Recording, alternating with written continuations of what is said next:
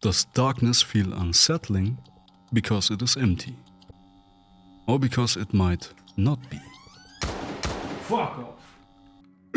Going from a bright skybox to a dark one sounds simple, but there's a bit more going on. Some of it you are meant to see, others you are meant to feel. We humans were never meant for the darkness, yet we love toying with it, don't we? Up until we start seeing faces and shapes forming in the corner of our eyes. Our brains love to fill in the gaps. You close your eyes in the shower. Something is standing right in front of you. You look at that pile of clothes while lying in bed. It stares back at you. Horror films and games spent years showing us that we should expect the worst in darkness. So we learn to prefer the light. Not just because it shows us what's there, but because it shows us what isn't. Light also complements two very distinct sensations, which make first-person shooters feel so rewarding. Clean shots. In game design, clarity is crucial. It enables you to engage with your mind, plan out moves and strategize on how you will approach. It adds a uniqueness to a set action by blending in personality. Your personality. The feeling of control hooks you. If your planned strategy works and you see the enemy retreating, you can't help but feel good about it. Asserting dominance, showing that no matter the odds, you came through and seized the situation is powerful. You want more. Let's see it in action. A mission built on clarity, control and action. You know the plan, you know the odds, and you know what's coming. In true action fashion, the mission goes south. But even when a barrage of enemies swarm you, bullets fly above your head and hell, even rockets start raining upon you, you never lose control. Because you can see everything. Every threat, every angle. Clarity keeps you safe. But it is all lies, isn't it? You were never in control. Your clarity easily ripped out from under you. Clean house. Like in cartel protection, you are given a clear objective. The right tools for the job, containing silenced weapons and quad knots, and a team to take control of the situation. You enter the house through the window, and by that time your team is already inside and taking control of the first floor. The next room contains 3 enemies which you have to take care of, but luckily, you outgear them, pop the light and send them to sleep. Clarity through a small tutorial. Control through the senses you took away. And now the game starts to catch up to you. Now the whole building is dark. The silence feels deafening. Footsteps, which used to be background noise, are heavy and oppressive. Big open spaces are now narrow, claustrophobic stairs. You know you won't be able to run for it when things go south this time. Your team, which provided you a safe arrival, feels now like a death trap. Shoulder to shoulder you shuffle up the staircase. It feels suffocating. Your night vision creates a tunnel vision. Not helpful when you can feel the cold barrels looking straight at you. The game hasn't changed, but it sure as shit feels now like it. I did not expect that. Out of all games, Call of Duty would be the one who gives me a close-up of how terrifying such a situation would feel. Over the years it has provided many memorable missions, yes, but Clean House distanced itself far from nuclear explosions in space. 2 British lads crawling through an army in Pripyat. And what about our escape from a gulag with a newly forged brotherhood between an American and Russian prisoners during the Cold War? It took away the power fantasy and gave us something smaller, quieter, and far more unsettling.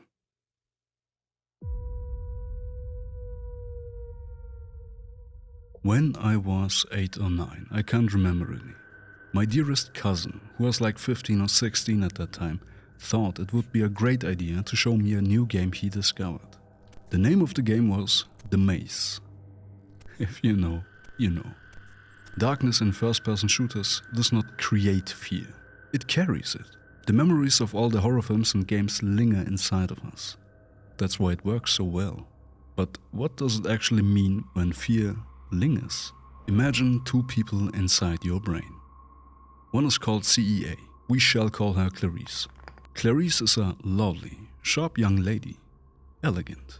She smells faintly of almonds and carries herself like someone who is used to make decisions fast. She speaks with measured grace, and when she does, your entire body listens. She is the head of the fear response team. The first voice which decides what to do when danger is imminent. Sorry for that, but you felt that jolt there? That was Clarice's way of saying, fucking hell. The other department is the BNST. That's Bill. Bill is a quiet, old man. His beard scraggly, his eyes uneven. One on high alert, the other heavy with something that feels like regret. He doesn't speak often, but when he does, his words fill the whole room. Sometimes, long after Clarice went silent again, you can hear Bill mumble to himself. What if it happens again? Are we really safe here? And that is his job. To make sure you don't let your guard down, especially when things aren't as clear. He is the reason why fear lingers. Like good directors and authors, developers are the dark architects who use your exploits as building blocks to toy with you. They didn't know that Regan McNeil was the bane of my existence. But they know that without the whole picture, we will wander through their maze while it gets tighter and tighter. The world around you gets dark. Your flashlight or night vision becomes your only tool that separates uncertainty from clarity. Your movement gets naturally slower. You just need more time to focus and generate the bigger picture in your brain. Speaking of focus, when you are enveloped by the dark, it becomes razor sharp as the edges of your light cone. You have so much attention to give, but it is concentrated to a little keyhole which shares space with your vision, and your senses feel overwhelmed. Imagine trying to force water through a nozzle that's too small. No matter what happens in that cone of light, you are so fucking ready. But what about sound? Your ears do not require light. No, they pick up everything from the void, and it disrupts you. We all know the term uncanny valley, a concept introduced in 1970 by Masahiro Mori. The uncanny valley is a term used to describe the uneasy or fearful response you feel when something tries to represent a human, but falls short of being convincing. Long time no see. You were on the show before. It has been exactly 575 days since I last saw you.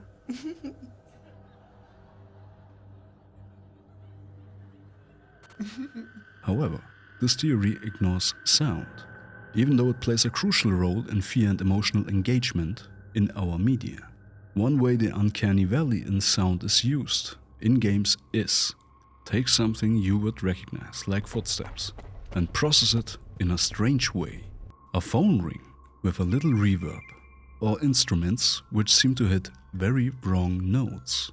You recognize it, yeah, but something is off, isn't it? It feels alien. Another way would be using sound that you associate with predators.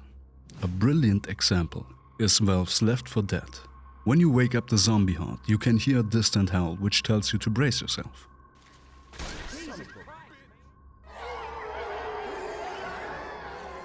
But did you ever realize that the sound imitates the howl of an actual wolf? Your primal instincts know to fear it, an ancient call for danger. And let's not forget the most deafening part of sound, the lack of it.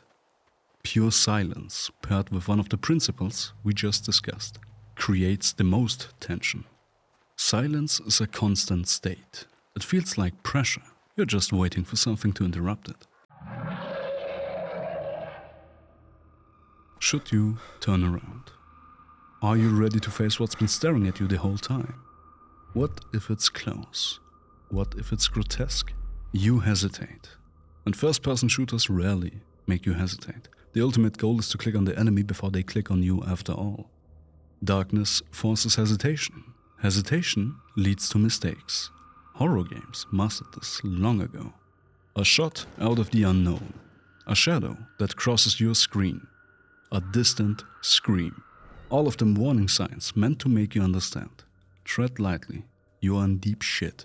They set the pace. Not only have you lost control, but you are forced to play by their rules. Choke points appear. Narrowing doorways. Corridors which feel just a tad too long. Inconvenient hiding spots, and with that inconvenient placed enemies. Anything to make you second guess. You spiral, you triple guess, quadruple doubt. The clock is ticking. What will your next step be? But hey, no pressure.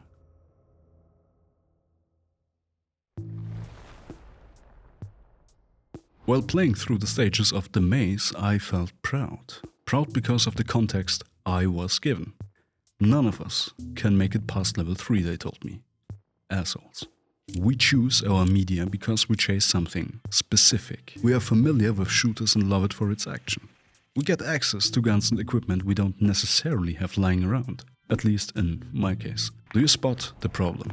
We search for familiarity, but a very big portion of us never held a gun, let alone shot one. How can it be familiar then? Through the guidance the game gives you. You don't have to know how to reload it, aim it or even shoot it. The game will do the heavy lifting while letting you control it. You feel powerful with it, like you have done it 1,000 times. Familiarity is the important part here, because it creates the comfort which lets you switch from shooter to shooter and keep your, let's call it skill for the lack of a better word. Your skill is nothing but an illusion through guidance. Take away that guidance and you're left with what exactly? A tool and darkness. You feel helpless. If we take a look back at horror games, what do you think is their best selling point? It is the emotions it evokes. How would you feel with a pistol in an action shooter like COD or Battlefield? Sure, you can cause some damage, but anyone will trade it as soon as possible. How did you feel with a pistol in, let's say, Resident Evil 7? It's crap. But hey, there is nothing you could be happy about. The tool is the same. The feeling couldn't differ more.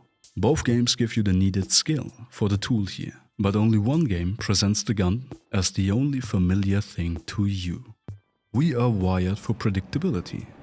In the morning, a cup of coffee, scrolling through your phone, taking it easy until the brain fully boots up.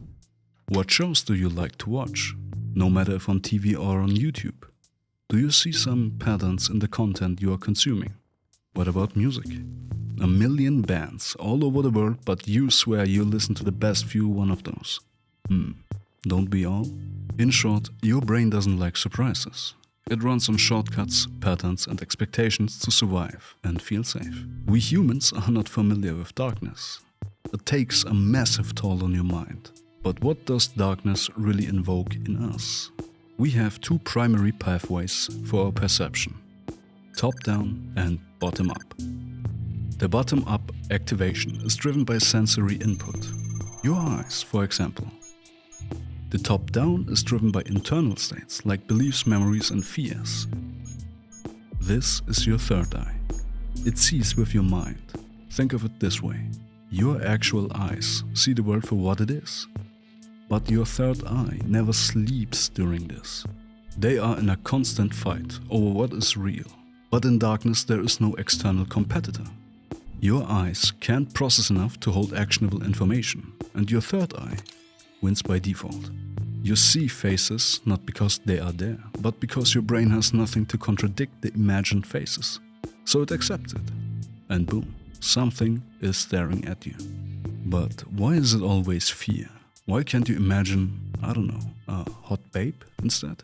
Because fear cheats our system. You can thank our ancestors for paying more attention to possible dangers than beautiful women. Your brain asks, what is the cost of being wrong? It can be a false positive. You think there is a tiger, but there isn't. You shit your pants for nothing and live on. It can also be a false negative. You think there is nothing, but there was indeed a tiger. GG, easy. In my very unscientific thesis, I argue that there were at least as many ancestors who preferred looking eagerly at the babes. They just didn't realize that a tiger was looking at them the same way. Remember Clarice? Sure you do. That young lady has VIP access to our low-level processing. It's like our front line of perception. Your visual cortex outlines shape, motion and depth, like chiseling a rough statue into something human. Your auditory cortex decodes pitch, rhythm and space. It's why you recognize someone just from their footsteps. Your somatosensory systems map your body.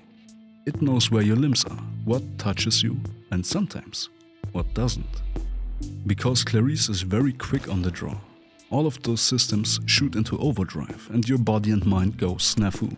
You see shapes that aren't there, you hear footsteps no one made, and you feel a presence beside you. Darkness strips away our real-world anchors and unleashes the unfiltered mind. A horror game on its own will evoke a myriad of emotions, for its contents are not bound to our anchors in life. A shooter set in darkness, on the other hand, is grounded in our familiarity. It is bound to our personal and cultural experiences. And by stripping away our comfort, it opens the gates for our internal fears to roam free in our minds. Two different ways to achieve one goal. It becomes memorable.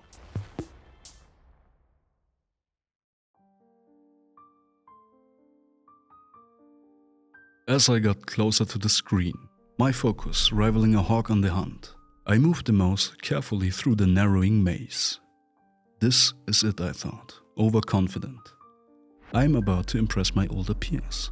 Suddenly, a grotesque visage. A screech so intense it felt like needles were piercing through my eardrums. I fell victim to a jump scare which I can't forget over 2 decades later. I was devastated, sobbing and spitting like a wreck, while my cousins laughed their asses off. Again, assholes. A vivid memory about fear and humiliation. This incident shaped me quite a bit. It was my first childhood trauma that I can think of. And I learned to love the grotesque and unsympathetic nature of horror. For the same reason the horror genre, no matter if literature, movies or games, thrive. We love enduring it. We love overcoming it. It lets us get in touch with danger without destroying us. It lets us confront the unspoken by giving a face to our buried fears, be it death, loneliness or the unknown. We walk through it and come out the other side, a little braver. Games are here to entertain us. We fantasize about the cunning heroes and maybe even try to be a bit more like them. But horror tests us. Your hero is thrown into this world and you are his sidekick. You are right there with him, feeling every second. The beauty of darkness is that it doesn't have to be scary or containing monstrosities. It serves as a medium for your darkest thoughts, deepest regrets, and maybe even forbidden desires. Call it intentional, call it a byproduct. What matters is that your experience will be tailored just for you. The developers don't know you, but they build a pit where you are blind, where your actual eyes are useless, but your third eye, it dominates over your brain. Darkness is universal, but your fears are unique. And as always, thank you for your time.